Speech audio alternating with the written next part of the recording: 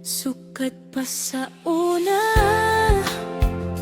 wa ko damha nga adunay tawo nga motanaw kanako nga puno sa gugma. Daghan nang natingala, pamilya ug mga higala, kaya nga tong istorya lahi sa ilang gituohan nga kapalaran. Katong panahon na si Rico yan pakunong crush sa kadaghanan, ug ikaw Jonathan crush sa mga Josenian.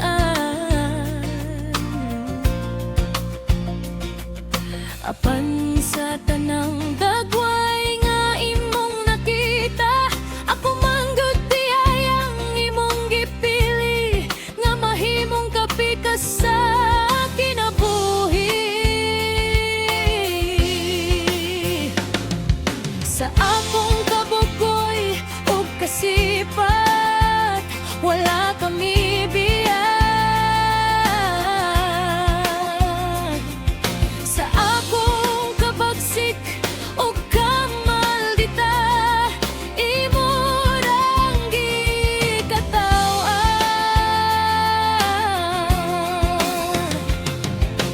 Imong gipakita nga ang tinuod nga gugma, dili mahadlok bisan pa sa akong mga kapilyahan.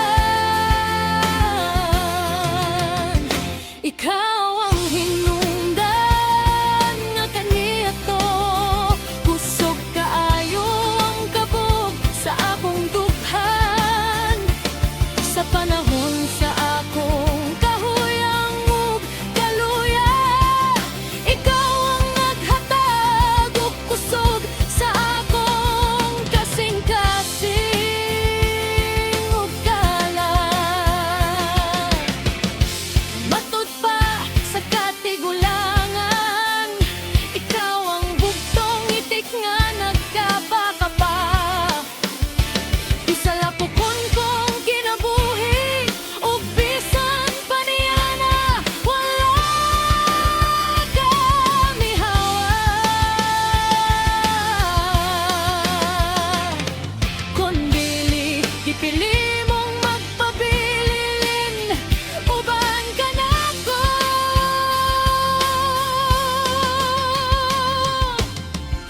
Wala ko damha nga ikaw di ay ang gitaganan ni Bathala.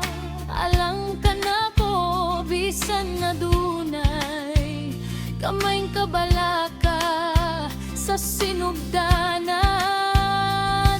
Ang gugma mao'y midawog sa tanan.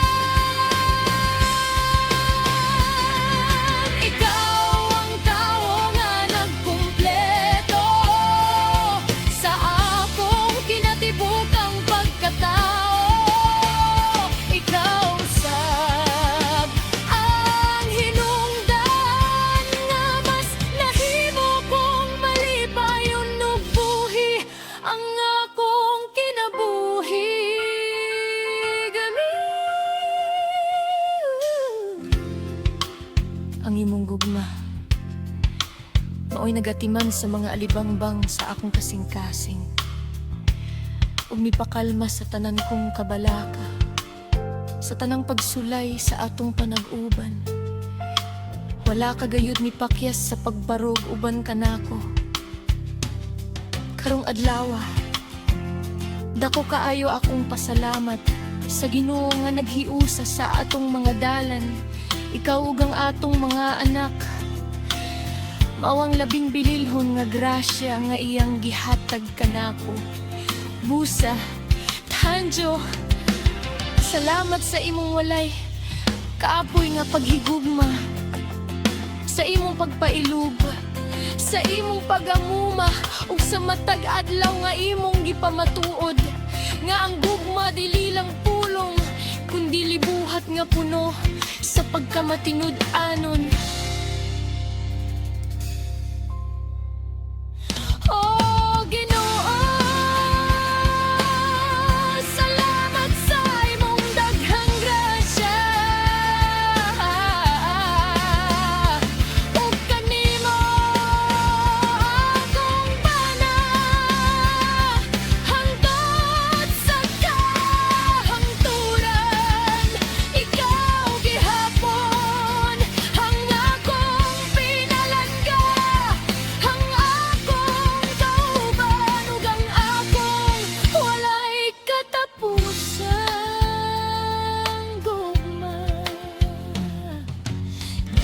sa nag-ilusay